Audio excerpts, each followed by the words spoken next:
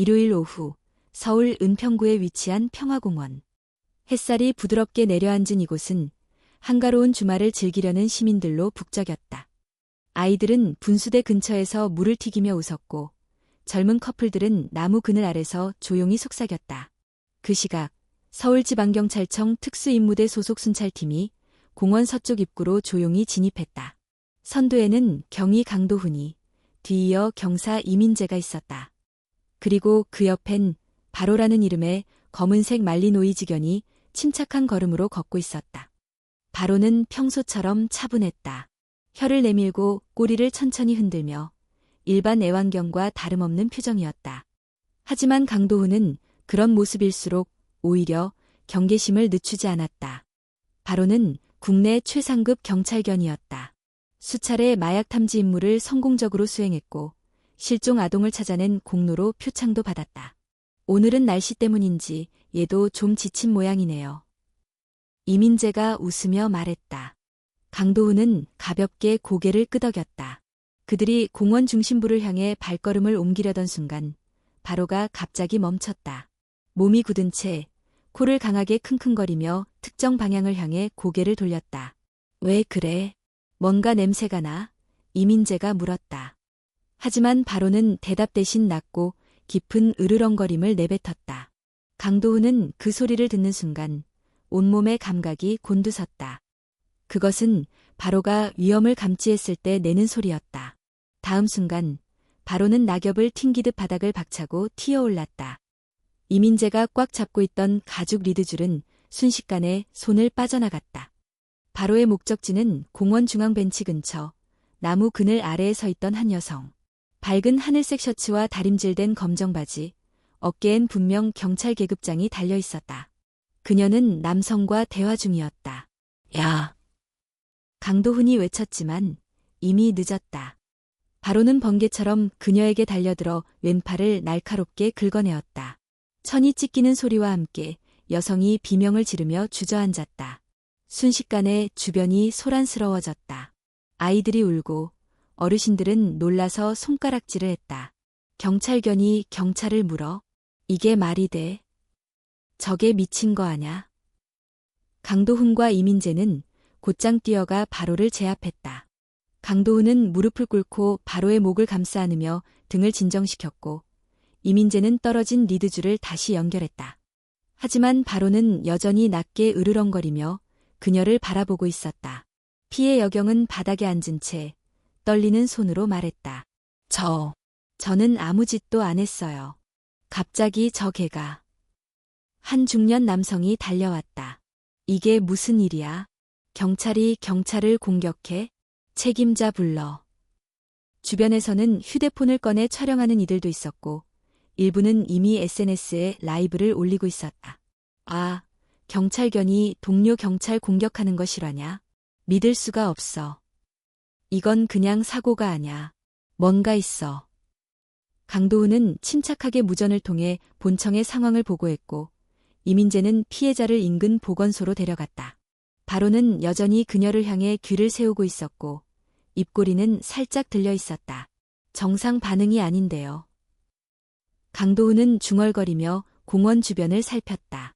그 순간 나무 뒤편에 서 있는 3명의 남성이 시선을 피하며 급히 자리를 뜨는 모습이 포착됐다. 이상하다. 그는 속으로 되뇌며 노트에 메모했다. 그날 저녁 사고 영상은 온라인에서 순식간에 퍼졌다. 경찰견의 반란이라는 제목과 함께 수만 건이 조회수를 기록했고 댓글창은 난리였다. 일부는 개를 비난했고 일부는 여성 경찰을 동정했다. 하지만 가장 많은 목소리는 바로 경찰 조직의 관리 부실을 질타하는 것이었다. 이럴 거면 우리 세금으로 왜 훈련시키냐? 저게 당장 안락사시켜야 한다. 경찰도 내부에서 싸우는구나. 경찰청 내부에서는 대책회의가 열렸다. 서울청장까지 소환된 상황에서 바로는 별도의 격리시설에 이송되었다. 공격성 있는 행동을 보였음이라는 라벨이 붙었고 이후 관찰 결과에 따라 퇴역 여부가 결정될 예정이었다. 하지만 강도훈은 조용히 생각했다. 그 녀석은 이유 없이 그러지 않아. 그날 밤 그는 노트에 짧은 문장을 남겼다. 이건 냄새다. 바로는 무엇인가를 맡은 것이다. 서울경찰청 기자실. 한낮의 빛이 창문을 통과해 테이블 위로 비추고 있었다. 책상 위엔 무수한 언론사 명함과 인터뷰 요청서가 쌓여 있었다. 우리는 입장을 밝혀야 합니다. 국민들이 분노하고 있어요. 홍보팀장 박재영의 목소리가 회의실을 가득 채웠다. 경무관은 묵묵히 침을 삼켰다. 아직 사실관계 확인이 끝나지 않았습니다. 하지만 영상은 명확합니다. 경찰견이 먼저 달려들었고 여경은 아무 저항도 하지 않았습니다. 민심은 이미 돌아섰습니다. 이날 오후 경찰 공식 계정에는 짧은 사과문이 올라갔다. 서울경찰청은 최근 경찰견 관련 사고에 대해 책임을 통감하며 철저한 진상조사와 재발 방지를 약속드립니다. 댓글은 즉시 폭발적으로 달렸다. 말뿐인 사과. 책임자는 왜 안 나오나. 그게는 당장 안락사해야 마땅하다. 걔가 감정으로 움직였다고? 그건 그냥 맹견이다. 한편 사고의 중심에 있던 경위 강도훈은 내부 조사에 소환됐다. 경위 강도훈, 당시 걔의 통제 상태는 어땠습니까? 조사관의 질문에 그는 단호하게 답했다. 바로는 경고 행동을 보였습니다.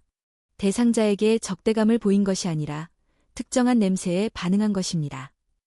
그러니까 걔가 냄새를 맡고 달려들었다는 겁니까? 그렇습니다. 그리고 그것은 본능적인 경고였습니다. 무차별적 공격이 아니라. 조사관은 한숨을 내쉬었다. 그러나 공원에는 수많은 시민이 있었습니다. 아무리 이유가 있다 해도 사람을 상대로 공격한 것은 치명적인 실수입니다. 이 진술은 받아들여지지 않았다. 바로는 정식 격리 조치에 들어갔고 강도훈은 비공식 휴직 상태가 되었다. 같은 시간 바로는 서울 외곽의 특수격리소에서 혼자 조용히 누워 있었다.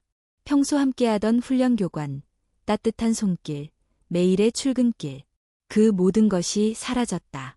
훈련사였던 이민재는 격리소를 찾아왔지만 유리창 너머로 바로를 보는 것밖에 할 수 없었다. 형, 얘가 그렇게 된 거 저희 잘못 아닙니까? 그의 눈엔 자책이 가득했다. 강도훈은 말없이 바로의 눈을 바라봤다. 그날 넌 경고했지. 넌 분명 뭔가를 맡았어. 그걸 난 믿는다. 한편 온라인상에서는 음모론이 번지기 시작했다. 그 여경, 정체 이상하지 않아? 이름 검색해도 아무 정보 안 나와. 사진도 없고.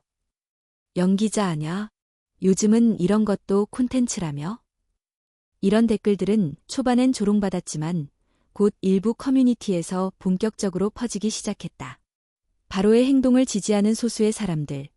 그들은 자발적인 조사와 분석에 들어갔다.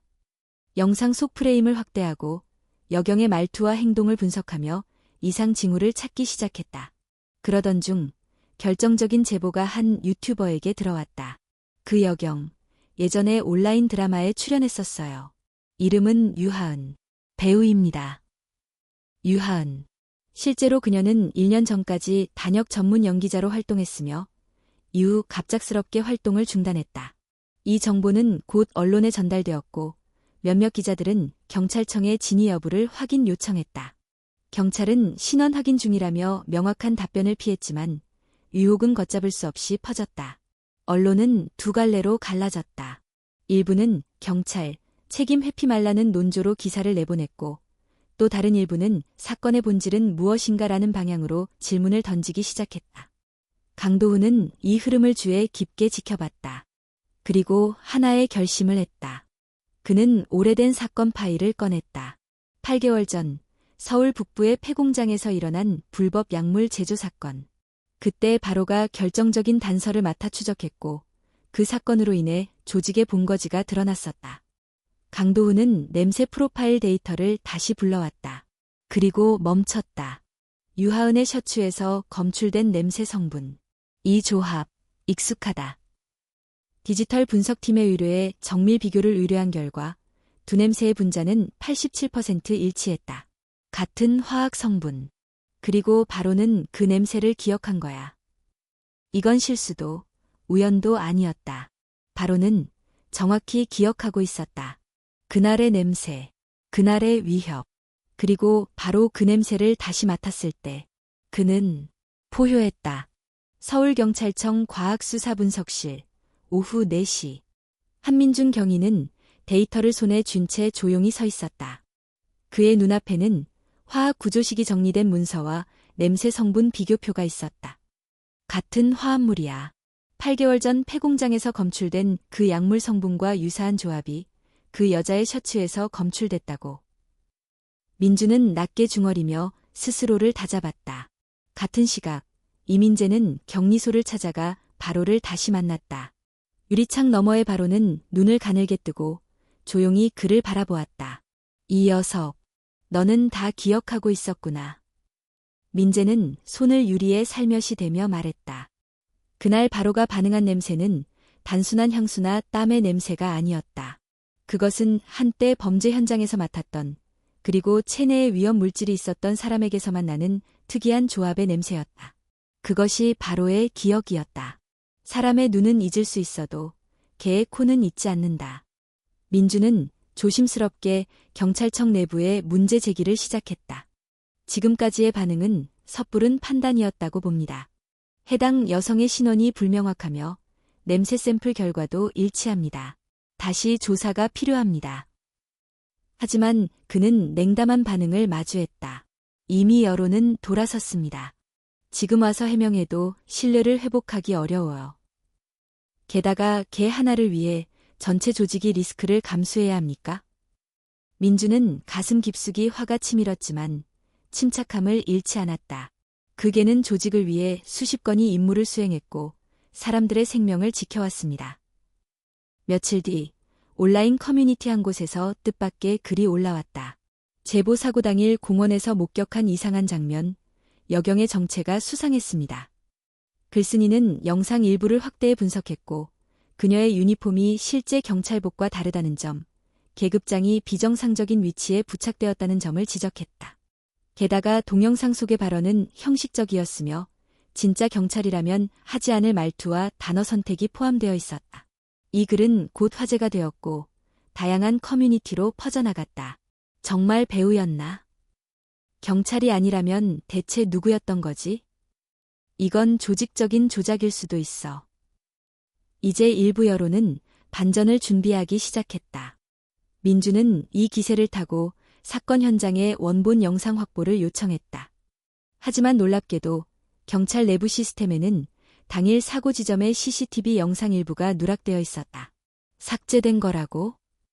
아니요. 애초에 기록 자체가 없습니다. 하필 그날, 그 시간대만. 의도적 삭제 가능성이 제기되었다. 민주는 소름이 끼쳤다. 이제 사건은 단순히 개가 사람을 공격한 문제가 아니었다. 그것은 무엇인가를 덮으려는 자들과 기억해낸 한 마리 개의 싸움이었다. 며칠 후 민주는 직접 격리소를 다시 찾았다. 그는 관리인에게 요청해 바로와 독대할 수 있는 시간을 얻었다. 작은 방, 차가운 바다.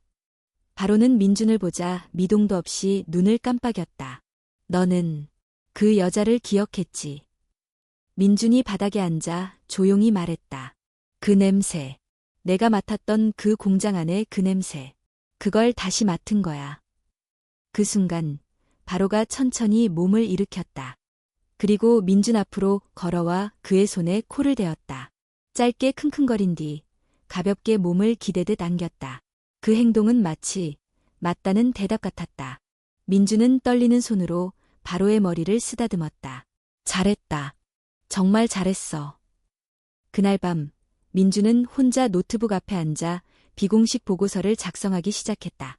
제목, 기억하는 게, 잊으려는 조직 경찰견 바로 사건 재조사 제안서. 본문엔 그동안의 냄새 샘플 분석, 영상 분석, 내부 시스템 누락 로그, 제보자 증언까지 정리되어 있었다. 이 보고서는 단 한 명에게만 전달되었다. 서울청 감찰 담당관인 서지훈 총경. 그는 민준이 경찰학교를 갓 졸업했을 때 실무 교육을 맡았던 인물이었다. 정의감으로 강직하고 무엇보다 현장을 믿는 사람이었다. 보고서를 읽은 서 총경은 짧게 답했다. 사실이라면 바로는 우리보다 진실에 더 가까이 있었던 셈이군. 내가 움직이겠다. 바로는 아직 격리 상태였다. 여전히 위험 요소로 분류되어 있었다. 하지만 그때부터 조금씩 바람이 바뀌기 시작했다. 민주는 알고 있었다. 바로는 울지 않는다. 짖지도 않는다. 그는 단지 위험이 다가오면 낫고 천천히 포효할 뿐이다. 그 포효는 아무도 믿지 않았고 처음엔 모두가 그를 두려워했다. 하지만 이제 사람들이 점점 이해하기 시작했다. 그 포효는 거짓을 막기 위한 진실의 경고음이었다. 서울 강남구의 한 스튜디오. 하얀 조명이 켜지고 얇은 천막 뒤로 음향 장비가 배치되어 있었다. 이곳은 보통의 촬영장이 아니었다. 표면적으로는 1인 콘텐츠 제작소로 등록되어 있었지만 이곳에서 촬영된 영상들은 매번 극적인 감정을 유도하는 사회적 이슈로 둔갑하여 인터넷을 뒤흔들곤 했다. 카메라 앞에 앉아있는 여자는 조용히 거울을 바라보았다. 짧은 단발머리, 정제된 눈썹, 그리고 눈 아래 희미한 주름. 유하은. 사건 당시 여경 피해자로 등장했던 바로 그 여자였다. 촬영 준비됐습니다. 한 남자의 목소리가 들렸다. 그는 스태프 같지도 않았고 감독 같지도 않았다. 다만 분위기에서 풍기는 권위는 무시할 수 없었다. 류태석. 이 영상 기획의 총책임자이자 자유진실이라는 익명 네트워크의 실질적 리더였다. 그는 SNS 조작, 허위 이슈 생산, 가짜 여론 유도 등 디지털 선동을 수익화하는 전략가였다. 하은은 가볍게 고개를 끄덕였다. 오늘은 무슨 콘셉트예요? 지난번 반응 좋았던 불합리한 권력에 희생당한 여경 에피소드. 그 감정선 유지하면서 후속 인터뷰 느낌으로 갑시다. 오는 건 40초쯤에. 하은은 입술을 살짝 깨물었다. 계속 이걸 해야 하는 건가요? 경찰도 아닌데 이제 진짜인 줄 아는 사람들 너무 많아요. 류태석은 의자를 밀며 다가왔다. 너 지금 인기 검색어 올랐던 거 잊었냐? 감정은 진심보다 편집이야. 그리고 너도 돈 받고 있는 거 알아야지. 하은은 말없이 고개를 떨궜다. 순간 그녀의 뇌리에 스쳤던 건 그게 바로였다. 그 순간의 눈빛, 자신의 왼팔에 박힌 발톱 자국, 그리고 미세하게 떨리던 그 개의 콧구멍. 그건 단순한 동물의 분노가 아니었다. 그건 경고였다. 촬영 시작합니다. 3, 2, 1. 카메라가 돌아가기 시작했고 하은은 차분히 눈동자를 흔들며 대본을 읽기 시작했다. 그날 저는 단지 평범한 하루를 보내고 있었어요. 그런데 갑자기 목소리에 떨림이 들어갔다. 눈가에 미리 뿌린 인공 눈물이 반짝였다. 류태석은 카메라 너머에서 만족스럽게 고개를 끄덕였다. 좋아. 이 감정이면 충분히 댓글 붙겠어. 촬영이 끝나고 하은은 메이크업을 닦으며 혼잣말처럼 중얼거렸다. 정말. 그 개는 왜 나를 본 순간 그렇게 반응했을까? 그 순간 조명 뒤편에서 서류를 정리하던 스태프 하나가 그녀에게 조심스레 물었다. 실례지만 혹시 경찰 출신이세요? 하은은 머뭇거리다가 웃으며 답했다. 아니요. 배우예요. 연기할 뿐이죠. 그 스태프는 아무 말도 하지 않고 고개를 숙였다. 하지만 눈빛은 뭔가를 꽂두른 듯 흔들리고 있었다. 한편 서울청 내부에서는 서지훈 총경이 한민준 경위의 보고서를 정식 수사 요청서로 상부에 제출했다. 이건 조직의 명예 회복이자 우리가 그동안 잃었던 신뢰를 되찾을 기회입니다. 하지만 상부의 반응은 우호적이지 않았다. 이미 언론은 한 발 물러섰고 대중 관심도 식었어요. 굳이 덮인 불을 다시 꺼내겠다는 겁니까? 서 총경은 단호하게 말했다. 그 불은 아직 완전히 꺼지지 않았습니다. 바로가 3번 짖었습니다. 전부 다 무시당했죠. 그런데 그 짖음이 사실 진실이었다면요? 그제야 조용히 흐름이 바뀌었다. 내부적으로 다시 공원 사건 관련 모든 원자료 재검토가 결정되었고 민주는 특별히 지정된 재평가팀의 실무 책임자로 임명되었다. 그가 가장 먼저 한 일은 바로의 격리 상태를 해제하는 것이었다. 경찰견은 진실을 세우는 코를 가지고 있다. 지금 우리가 필요한 건 입이 아니라 그 코다. 바로는 14일 만에 다시 본부로 복귀했다. 민주는 겸허하게 고개를 숙이며 말했다. 내가 옳았어. 미안하다. 그리고 다시 한번 부탁하겠다. 훈련장 한켠 조용한 시선으로 그를 바라보던 바로는 천천히 민준의 앞으로 걸어와 그의 손에 얼굴을 비볐다. 그 순간 한 줄기의 햇살이 훈련장의 창을 뚫고 두 생명 위에 내리쬐었다. 같은 시각 인터넷상에서는 새로운 영상이 퍼지고 있었다. 한 시민이 올린 CCTV 조각 영상이었다. 공원 사건 당일 바로가 달려들기 직전 유하은으로 추정되는 인물이 누군가와 눈짓을 교환하는 장면이 포착된 것이다. 그 장면에서 그녀는 고개를 끄덕였고 그 순간 이후 바로가 반응하기 시작했음을 확인할 수 있었다. 댓글은 다시 들끓기 시작했다. 이건 연출이야. 진실을 짖은 건 걔였고 우리는 조작에 박수쳤다. 그 걔에게 사과해야 한다. 민주는 그 댓글들을 조용히 읽고 있었다. 그리고 그 가운데 한 줄을 오래도록 응시했다. 진실은 조용하다. 그러나 때때로 짖는다. 서울경찰청 본관 5층 수사정보과 회의실. 한민주는 새벽부터 자리에 앉아 있었다. 커피는 이미 식었고 벽시계는 오전 6시 12분을 가리키고 있었다. 어젯밤에 다시 검토한 CCTV 조각 영상은 뇌리에서 떠나지 않았다. 여자는 고개를 끄덕였고 바로는 그 직후 움직였다. 그것은 단순한 공격이 아니었다. 명확한 신호에 대한 반응이었다. 문을 두드리는 소리가 들렸다. 들어오세요. 문이 열리고 민준의 오랜 동료이자 이번 특별조사팀에 합류한 이재영 형사가 들어왔다. 민준아, 바로가 또 반응했어. 뭐라고? 오늘 아침 K9 센터에서 청소 담당 직원 한 명이 쓰러졌어. 바로가 처음엔 짖다가 갑자기 격하게 으르렁거렸대. 예전 사건과 같은 소리였다고. 민주는 즉시 자리에서 일어섰다. 그 직원, 신원 확인됐어? 응, 이름은 박기호. 최근 계약직으로 채용됐고 이력에 큰 특이점은 없는데. 재영은 머뭇거리며 종이 한 장을 꺼내들었다. 8개월 전 약물 사건 당시 그 폐공장 근처에 등록된 차량 소유자와 동일인이야. 민주는 말없이 입술을 다물었다. 이제 퍼즐이 완전히 맞춰지기 시작했다. 바로는 단 한 번도 무작위로 짖은 적이 없었다. 그가 반응하는 대상은 모두 과거 범죄 현장과 냄새로 연결된 인물이었다. 기호를 추적해 그의 출퇴근 경로, 통신 기록, 그리고 지난 3개월간의 접촉자 명단 전부. 재영은 고개를 끄덕이며 빠르게 나갔다. 민주는 다시 바로의 사진이 담긴 파일을 열었다. 정면을 바라보는 검은 눈. 그 속엔 말 없는 기억이, 그리고 말 대신 울림이 있었다. 그날 오후 경찰청에서는 긴급 간부 회의가 열렸다. 서지훈 총경은 직접 회의 자료를 들고 올라갔다. 그 안에는 바로가 탐지한 3번의 짖음에 대한 기록이 있었다. 1차 공원 사건 유하은, 2차 격리소 내 기술 담당 직원 정진호, 3차 청소 담당자 박기호. 3사람 모두가 과거 약물 제조 및 유통과 관련된 접점이 있었으며 그중 2명은 사건 직후 영상 유포자들과 금전거래 정황이 포착되었다. 서 총경은 조용히 말했다. 이제 우리는 선택해야 합니다. 경찰견의 짖음을 신호로 볼 것인가, 우연으로 무시할 것인가.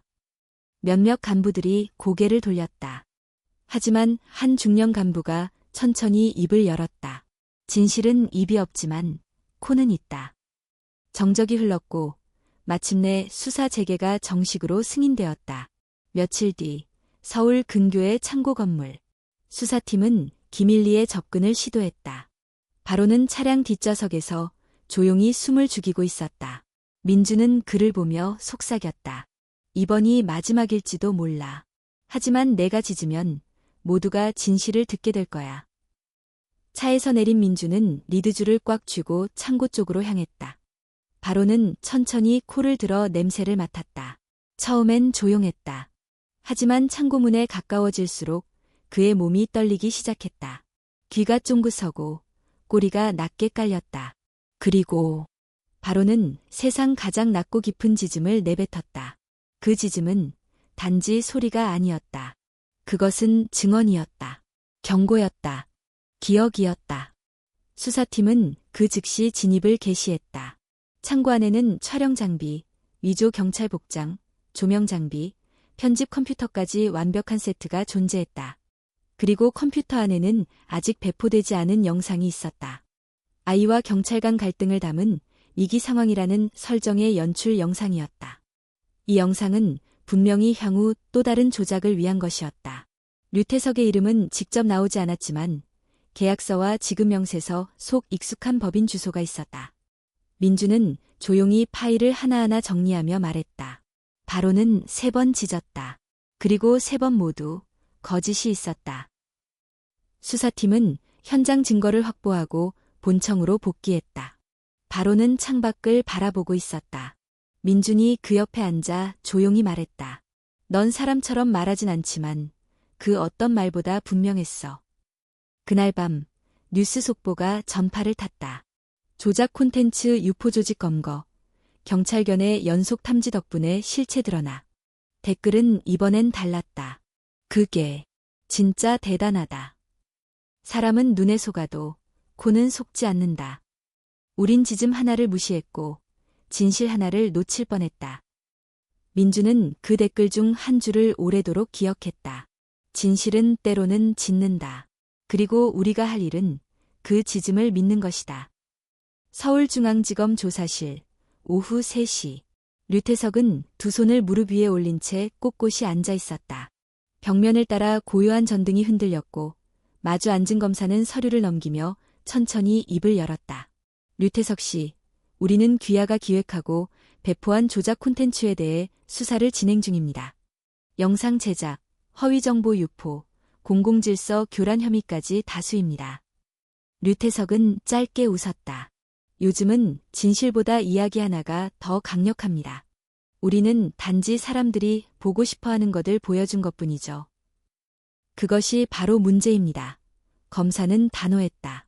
당신은 진짜 사건처럼 꾸미고 가짜 감정을 연기시켰으며 무엇보다 대중의 분노를 이용했습니다. 분노가 있어야 정의도 생기죠. 류태석의 대답은 흔들림 없었다. 그 순간 조사실 문이 열리며 한민준이 들어섰다. 그는 책상 위에 노트북을 놓고 조용히 영상 하나를 틀었다. 바로가 3번째로 짖은 날 창고 앞에서 고개를 들고 숨을 들이마시며 몸을 긴장시키는 장면이었다. 그리고 이어지는 침입, 범죄 증거물, 편집 중이던 조작 영상. 민주는 조용히 말했다. 당신은 이 짖음을 무시했죠. 하지만 우리는 들었습니다. 이게는 단 한 번도 틀린 적이 없습니다. 류태석은 잠시 정적 속에 눈을 가늘게 떴다. 경찰견이라. 결국 동물의 직감이 나를 잡는군요. 아니요. 민주는 고개를 저었다. 당신을 잡은 건 당신 자신입니다. 거짓말은 결국 스스로 무너집니다. 우리는 그 무너지는 순간을 보기만 하면 됩니다. 류태석의 입꼬리가 미세하게 떨렸다. 그는 더 이상 말하지 않았다. 그리고 정적은 조용한 승복의 신호처럼 흘러갔다. 그 시각 K9 센터. 바로는 조용히 훈련장을 거닐고 있었다. 이제 그에 대한 격리 조치도 해제되었고 사고견이라는 오명도 지워졌다. 그러나 바뀐 것은 단지 외부의 시선만은 아니었다. 바로 스스로도 더 예민해졌고 사람을 더욱 조심스럽게 바라보게 되었다. 훈련사 이민재는 그에게 다가가 앉으며 조용히 물었다. 그날 내가 느낀 냄새, 그게 두려웠던 거야? 바로는 대답하지 않았다. 그저 천천히 이민재 옆에 앉아 하늘을 바라보았다. 이민재는 고개를 끄덕였다. 그래, 이제는 내가 말하지 않아도 알아. 며칠 뒤 서울 한복판. 한 소규모 고등학교에서 시민윤리특강이 열렸다. 연사로 초청된 이는 놀랍게도 경찰견 팀의 수사관 한민준이었다. 그는 슬라이드를 넘기며 말했다. 이게는 사람보다 더 먼저 진실을 감지했습니다. 하지만 우리는 그 울음을 무시했습니다. 왜일까요? 단지 그것이 말이 아닌 방식이었기 때문입니다. 학생들 중 한 명이 손을 들었다. 경찰 아저씨, 그 개는 지금도 사람을 보면 짖나요? 민주는 웃으며 고개를 저었다. 아니요. 하지만 그날 그는 3번 짖었습니다. 그리고 3번 모두 옳았죠. 우리는 그제야 믿기 시작했습니다. 그날 특강은 SNS에서도 화제가 되었고 바로는 진실을 짖은 개라는 이름으로 다시 주목받기 시작했다. 하지만 민주는 알고 있었다. 이 관심도 결국은 다시 식을 것이며 사람들은 언젠가 또다시 쉽게 흥분하고 쉽게 판단할 것이라는 것을. 그래서 그는 잊지 않기로 했다. 그날 공원에서 들려온 낮고 깊은 울음. 그것이 처음이자 마지막 경고였을 수도 있다는 것을. 같은 날 밤, 민주는 혼자서 바로와 함께 센터를 거닐었다. 늦봄의 바람이 잔잔히 불었고 별빛은 흐리게 창공을 수놓았다. 민주는 멈춰서서 조용히 말했다. 고마워. 너는 입이 없지만 누구보다 큰 소리를 냈어. 바로는 천천히 민준 옆에 앉아 짧게 숨을 들이마셨다. 그리고 하늘을 올려다봤다. 말이 없어도 소리가 없어도 그 순간 민주는 분명히 느꼈다. 그는 또다시 경고하고 있었다. 다음에도 언젠가 또 거짓이 다가올 때 그는 반드시 짖을 것이다. 서울 외곽의 K9 센터. 늦은 저녁, 민주는 훈련장을 비추는 형광등 아래에서 혼자 메모를 정리하고 있었다. 그의 노트에는 지난 2달간 바로가 반응한 모든 시간, 장소, 인물, 냄새 조건들이 상세히 기록되어 있었다. 문득 그의 전화가 울렸다. 발신자는 익명이었다. 민주는 약간 경계하며 전화를 받았다. 한민준 경위 맞으시죠? 여성의 목소리였다. 낮고 조심스러웠다. 네, 누구시죠? 저, 유하은입니다. 직접 뵙고 드릴 말씀이 있습니다. 그 이름이 입에 닿자 민주는 순간 몸이 굳었다. 그녀는 조작 영상의 중심에 있던 인물, 사건의 시발점이 된 거짓의 얼굴이었다. 이야기의 목적은 무엇입니까? 용서를 바라지는 않아요. 다만 제가 선택한 행동의 무게를 감당하려고요. 다음 날 오후 그들은 서울 남산 도서관 뒤편 사람 없는 벤치에서 마주 앉았다. 유하은은 민준을 보자마자 고개를 숙였다. 처음엔 그냥 연기라고 생각했어요. 그저 감정 하나, 장면 하나 만들어내면 되는 줄 알았어요. 왜 그랬습니까? 민주는 단도직입적으로 물었다. 돈이 필요했어요. 그리고 누군가의 이야기가 세상을 바꿀 수 있다는 말에 혹했죠. 민주는 묵묵히 그녀의 말을 들었다. 그런데 공원에서 그 개가 날 본 순간 전 알았어요. 제가 무언가 잘못된 일을 하고 있다는 걸. 그 눈빛, 그 몸짓. 그는 저를 안다는 듯했어요. 제가 아닌 제가 묻히고 싶었던 과거를 말이죠. 하은은 주머니에서 종이 하나를 꺼냈다. 그것은 영상기획팀 내부의 출입 명단, 대금 지급 내역, 녹취록 복사본이었다. 이건 저처럼 이용당한 사람들의 흔적이에요. 제가 무너뜨리지 않으면 또 다른 누군가가 똑같이 사용될 겁니다. 민주는 조용히 그것을 받아들었다. 당신이 했던 거짓은 다시는 회복되지 않을 수도 있습니다. 하지만 당신이 오늘 건넨 이 진실은 또 다른 거짓을 멈출 수 있습니다. 그는 그녀를 경찰서로 안내하지 않았다. 진실은 때로는 강제보다 자발적 고백에서 더 깊게 울리기 때문이다. 며칠 뒤 민준과 수사팀은 하은이 제공한 내부 문서를 바탕으로 추가 수사를 개시했다. 그들은 콘텐츠 유통 경로를 역추적했고 그 끝에서 새로운 이름을 발견했다. 시스미디어 코퍼레이션 대형 광고 대행사와 협업하며 사건을 감성 콘텐츠로 포장해 상업화한 업체였다.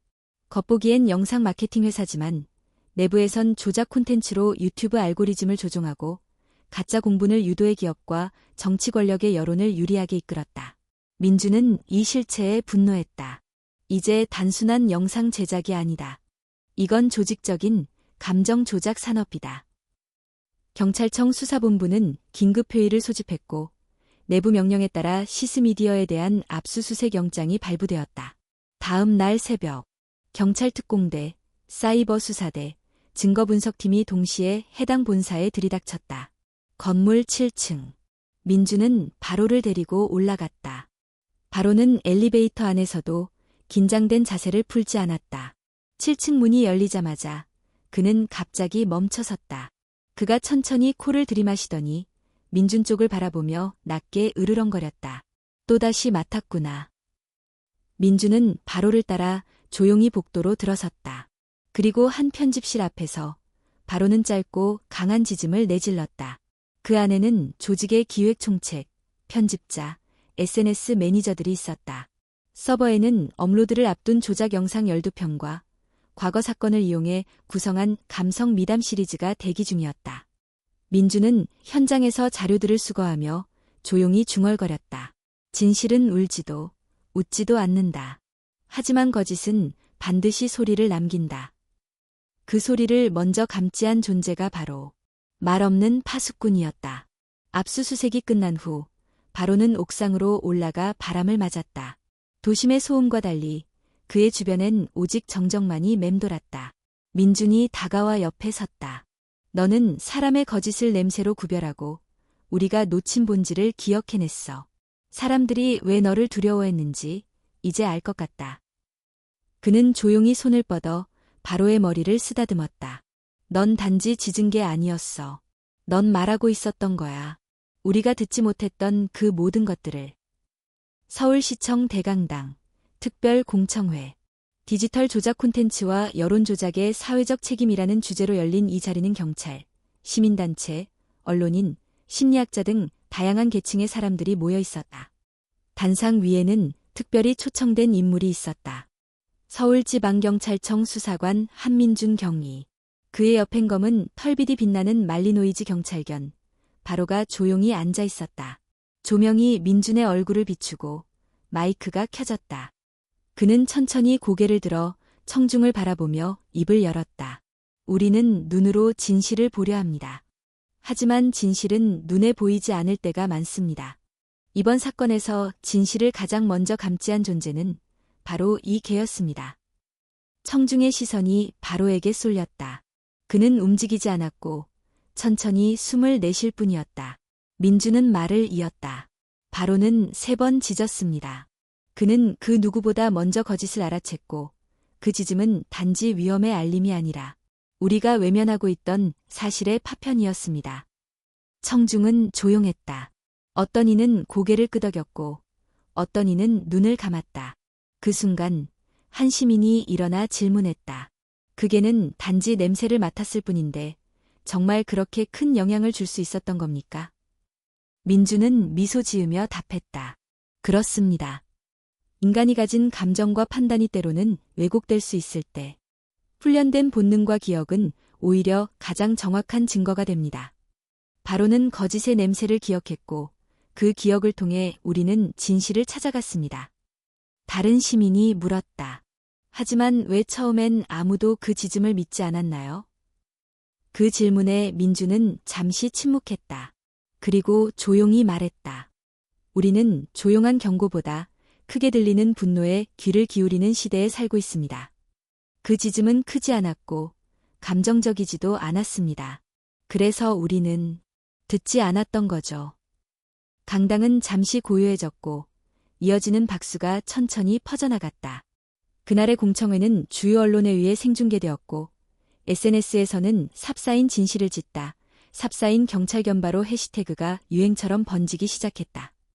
며칠 후 서울대 심리학과에서는 이 사건을 중심으로 한 특별 공개 강의가 열렸다. 주제는 감정 조작의 심리학, 공분과 조작 콘텐츠의 상관관계. 이 강의에서 심리학자들은 대중이 왜 거짓에 쉽게 흔들리는지를 설명하며 사실 확인의 중요성과 함께 인지적 게으름의 문제를 지적했다. 사람들은 복잡한 진실보다 단순한 분노를 더 쉽게 받아들입니다. 그 분노를 정당화해주는 영상을 보면 판단을 유보하기보다 곧바로 공유 버튼을 누르죠. 강의는 많은 학생들에게 새로운 시각을 제공했다. 한 학생이 수업 후 인터뷰에서 말했다. 저는 그 개가 사람을 해쳤다는 영상만 보고 분노했었어요. 하지만 지금은 그 짖음이 어떤 의미였는지를 생각하게 됩니다. 다시 말하면 우리가 너무 쉽게 누군가를 믿고 너무 빨리 누군가를 공격한다는 거죠. 한편 바로는 훈련소에서 다시 일상훈련에 복귀했다. 하지만 그를 대하는 태도는 이전과 달라졌다. 한 번은 새로 부임한 훈련사가 조심스레 물었다. 이게 사람을 문전 적이 있다면서요? 이에 민주는 단호하게 말했다. 아니요. 그는 단 한 번도 사람을 문 적이 없습니다. 그는 진실을 향해 짖었을 뿐입니다. 훈련사는 아무 말 없이 고개를 끄덕였고 이후 바로와 눈을 마주한 뒤 작은 미소를 지었다. 서울시에서는 이번 사건을 계기로 디지털 미디어 리터러시 캠페인을 추진하기로 했다. 그 첫 포스터는 바로의 사진이었다. 검은 눈동자, 정면을 응시한 채 포효하지 않고 있는 모습. 포스터 하단에는 단 한 줄이 적혀 있었다. 진실은 짖는다. 당신은 들을 준비가 되어 있는가? 사람들은 다시 한번 그 짖음을 떠올리기 시작했다. 이제는 두려움이 아닌 경외심과 반성의 감정으로. 그리고 민주는 알았다. 그가 첫 번째 짖음을 무시했을 때 그는 경찰이었지만 경청자는 아니었다. 그러나 지금 바로는 그를 다시 청자로 만들어 주었다. 눈이 아닌 귀로, 감정이 아닌 사실로. 진실은 거창한 말로 오지 않았다. 그것은 짖음 속에 있었다. 낮고 짧고 깊었던 그 경고음 안에 서울 마포구 한 재판정. 조작 영상 유포 및 여론 선동 혐의로 기소된 류태석과 관련자들에 대한 첫 공판이 열렸다. 법정은 엄중했고 방청석에는 기자들과 시민, 대학생들이 빼곡히 앉아 있었다. 이 사건은 단지 한 편의 영상이나 가짜 뉴스의 문제가 아니었다. 그것은 우리가 얼마나 쉽게 거짓에 휘둘리는가에 대한 사회적 물음이었다. 류태석은 피고인석에 앉아 있었지만 여전히 담담했다. 그는 자신의 혐의 대부분을 인정하면서도 일부에 대해서는 변명을 늘어놓았다. 저는 단지 사람들이 외면하던 문제를 감정적으로 풀어낸 겁니다. 저희 영상 덕분에 실제로 논의가 생겼고 관심도 높아졌죠. 검찰은 단호했다. 감정의 자극은 진실이 아닙니다. 당신은 진실을 편집했고 피해자를 만들었으며 무엇보다 한 경찰견의 명예를 짓밟았습니다. 그 순간 방청석 한편에서 바로가 조용히 앉아 있었다. 언론과 시민들의 요청으로 이번 사건의 상징으로서 특별히 동석이 허가된 것이었다. 그를 바라보는 시선 속에는 이제 두려움이 없었다. 그 대신 책임감과 이해가 있었다. 민주는 증인석에 섰다. 그는 조용한 목소리로 증언을 시작했다. 제가 처음 그 짖음을 들었을 때 저는 단순한 사고로 판단했습니다. 하지만 그것은 판단의 실수였고 더 나아가 경청하지 않은 죄였습니다. 법정 안은 조용해졌다. 그는 말을 이었다. 바로는 누구보다 빨리 진실을 맡았고 기억했고 알려주려 했습니다. 그럼에도 불구하고 우리는 그를 위험 요소로 낙인 찍었습니다. 이 재판은 사람에 대한 재판이지만 동시에 우리가 무엇을 믿고 무엇을 외면했는지에 대한 재판이기도 합니다. 판사는 조용히 고개를 끄덕이며 재판을 정리했다. 다음 기일은 일주일 후로 지정합니다. 그 전까지 양측은 모든 자료를 제출하십시오. 법정이 끝난 후 민주는 바로와 함께 정문을 나섰다. 기자들이 플래시를 터뜨렸고 몇몇은 바로를 향해 카메라를 돌렸다. 그 순간 한 기자가 물었다. 경위님, 바로는 지금도 그때의 냄새를 기억하나요? 민주는 조용히 웃으며 대답했다. 그는 냄새뿐만 아니라 우리가 무시했던 그 순간까지도 기억하고 있을 겁니다. 그날 밤 민주는 서울시경 자료보관실에서 혼자 파일을 정리하고 있었다. 그는 바로와 함께한 사건 기록을 하나하나 되짚었다. 기억이라는 단어가 자주 등장했다. 기억한 자는 짖었고 기억하지 못한 자는 침묵했다. 그는 조용히 중얼거렸다. 그 울음은 단순한 경고가 아니었어. 그건 침묵이 지닌 최대의 용기였지. 며칠 후 서울시청 앞 광장에서 작은 시민 캠페인이 열렸다. 디지털 시대, 진실을 듣는 법이라는 제목 아래 미디어 리터러시 교육과 함께 바로의 이야기 전시가 열렸다. 전시관 한편에는 바로의 3번의 짖음을 시간순으로 보여주는 영상이 상영되었고 관람객들은 깊은 감정을 느꼈다.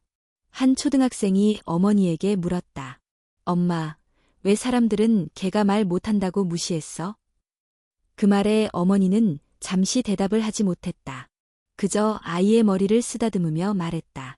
그건 우리가 너무 말을 많이 하고 듣는 법을 잊었기 때문이야. 민주는 그 장면을 멀리서 지켜보며 작게 고개를 끄덕였다. 그는 알고 있었다. 이제 진실은 더 이상 혼자 울고 있지 않았다. 며칠 후 바로는 특별한 초청을 받았다. 대한민국 경찰 창립 기념식. 그는 공로견으로서 표창을 받았고 수많은 박수 속에서 조용히 서 있었다. 그는 짖지 않았다. 움직이지도 않았다. 그저 고요한 눈으로 사람들을 바라보았다. 그리고 그 눈빛은 말하고 있었다. 이번에는 당신들이 나를 들었구나. 그날 이후 서울경찰청의 복도 한쪽에는 작은 명패가 붙었다. 경찰견 바로 3번 짖은 진실, 침묵보다 명확했던 기억. 민주는 그 앞을 지날 때마다 가슴이 조여왔다.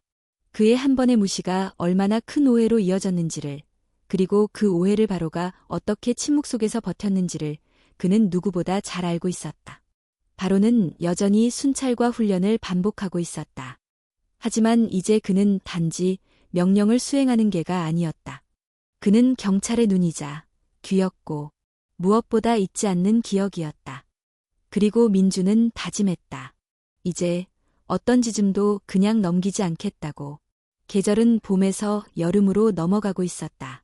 서울 하늘은 부드러운 연무로 가려져 있었고 K9 센터 근처의 들판에는 풀냄새와 나무향이 어우러져 있었다. 한민주는 평소보다 이른 시간에 출근했다. 그는 오늘이 어떤 의미를 가진 날인지 알고 있었다. 바로 경찰견 바로의 퇴역식 날이었다. 바로는 공식적으로 퇴역 연령에 도달했다. 하지만 이번 사건 이후 그는 단순한 경찰견이 아닌 조직 전체의 상징처럼 받아들여졌기에 이 퇴역은 단지 행정적 절차 이상의 의미를 가졌다. 식장 한편에는 소수의 내빈과 동료 경찰, 훈련사, 시민 대표들이 모여 있었다. 무대 중앙, 조촐한 현수막이 걸려 있었다. 기억하는 자, 바로 당신의 짖음은 진실이었습니다. 사회자의 소개에 따라 민준이 단상에 올랐다. 그는 잠시 말을 잇지 못하고 하늘을 올려다봤다. 그리고 조용히 마이크를 들었다. 사람들은 기억하지 않기 위해 잊으려 합니다. 하지만 이 개는 기억함으로써 우리가 외면했던 것들을 드러냈습니다. 청중은 조용했다. 우리는 그를 3번이나 의심했고 그는 3번 모두 침묵 대신 짖었습니다. 그 짖음은 단지 동물의 반응이 아니었습니다. 그건 책임이었고 증언이었으며 무엇보다 용기였습니다. 그 순간 바로가 단상 위로 올랐다. 그는 아무런 훈련 명령 없이 조용히 민준 옆에 섰다. 민준은 손을 내밀었고 바로는 익숙한 듯 그의 손바닥에 코를 갖다 댔다.